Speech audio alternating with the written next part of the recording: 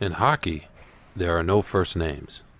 When you're out there playing, and it's easier just to let the guys know where you are, just with a nickname instead of saying your full name. And nobody's on a first name basis. It's always nicknames. On the ice, on the bench, in the locker room, yeah, everywhere. Yeah. Oh yeah. We know them by their jerseys: Zetterberg, Datsuk, Osgood, Yzerman. But you'd never hear those names in the locker room. Nick Lidstrom, we call him Swede.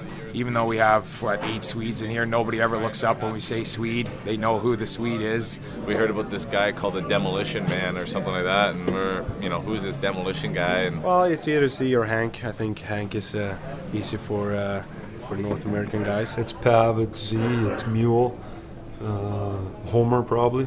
Oh, why me? No, not that Homer. Woo-hoo! This Homer, known to us as Thomas Holmstrom.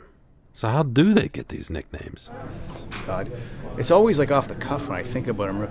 I call Maltz Cliff Clavin now, so like off Cheers, because he tells needless stories and just talks nonstop now. Say something obnoxious. What do you mean obnoxious? I don't know what's obnoxious. You're the so-called expert. Most of them, are mostly just, last names kind of abbreviated, and those are the ones that have kind of stuck the most. Would it be more fun, though, if more guys had nicknames like the Mule? Well, yeah, it's not often you can call a guy a mule, though, so we're happy we have it. I call the Mule Shrek. He looks like Shrek. We painted him green. He's Shrek. I gotta look around the room a bit. Most of the creativity in nicknames don't really come out unless someone does something to warrant it, does something kind of foolish or silly or stupid even, and then you maybe get a nickname from that. Well, I guess Ozzy kind of went on a little rampage this morning on the riff, and I found out he was calling me Jack LaLanne. And now, here is the man who will show you how to feel better, look better, Jack LaLanne. Drapes, I know I call him Jack LaLanne, but I prefer that Chuck Norris off of the Bowflex commercials. Great workout, great exercise. When I grow my beard, I think that it kind of reminds people of Chuck Norris. And what do players think about their nicknames? Me? I'll go the worst was Doogie Howser in my first year. I actually hated that name. About a teenager who was a doctor. I'd like to have the brains and the smarts, but not the name.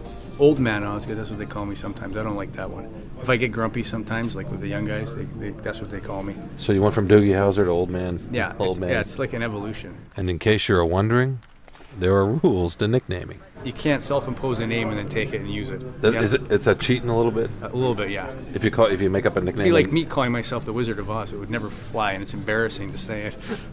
Some people refuse to call them by their nicknames. My mom is still strictly Christopher. She will not waver from that one bit. Usually when I'm hearing that, I'm in trouble. There hasn't been anyone ever in hockey call me Chris. I just know the toughest time is when you got your wife around or someone that they don't know and you have to introduce them and you got to remember what their real name is. That's the toughest time for me. If you're upset with them, what comes out? You probably don't know that No, either. I don't know that. A warm, fuzzy guy like me doesn't get upset that often. What about Yzerman? Did you have one for him?